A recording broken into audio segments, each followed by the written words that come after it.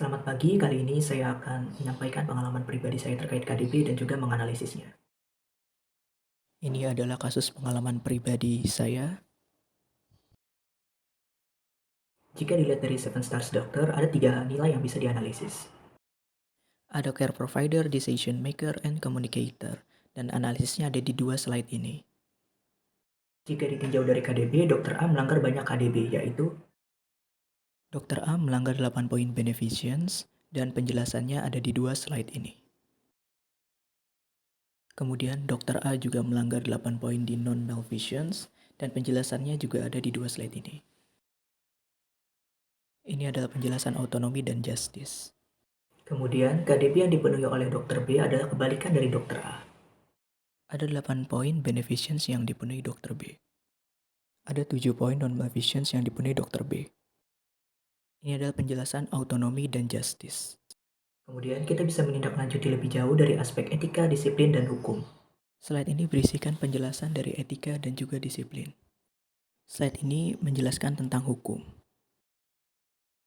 Tentunya dengan adanya kasus ini, kita bisa melakukan refleksi diri, dan refleksi ini sudah mencakup implikasi tentang hal yang akan terjadi di masa yang akan datang, dan juga action plan yang bisa kita lakukan. Menurut Jurnal Medical Teacher, ada 6 proses refleksi diri. Yang pertama, description, feelings, evaluation, analysis, conclusion, and action plan. Ini adalah 3 poin awal saya terkait refleksi. Poin yang keempat yaitu analisis. Kunci utama permasalahan dari Dr. A adalah komunikasi. Implikasi awal yang terjadi jika dokter tidak pandai berkomunikasi adalah dianggap tidak profesional.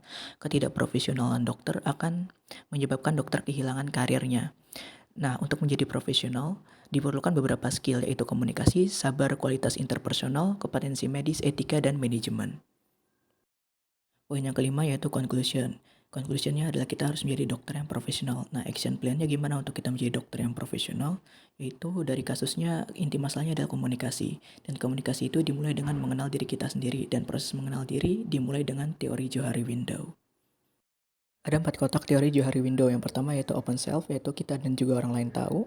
Blind self, kita tidak tahu tapi orang lain tahu. Hidden self, kita tahu orang lain tidak tahu. Unknown, sama-sama tidak tahu.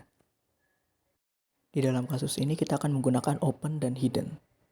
Kita bisa menggunakan open self sebagai argumentasi karena informasi dari dokter dan juga pasien sama-sama diketahui. Dan masalahnya adalah hidden self karena informasi hanya kita tahu tapi pasien tidak tahu. Berdasarkan ke jurnal, cara menyampaikan informasi yang hidden self ada 5 sebagai berikut.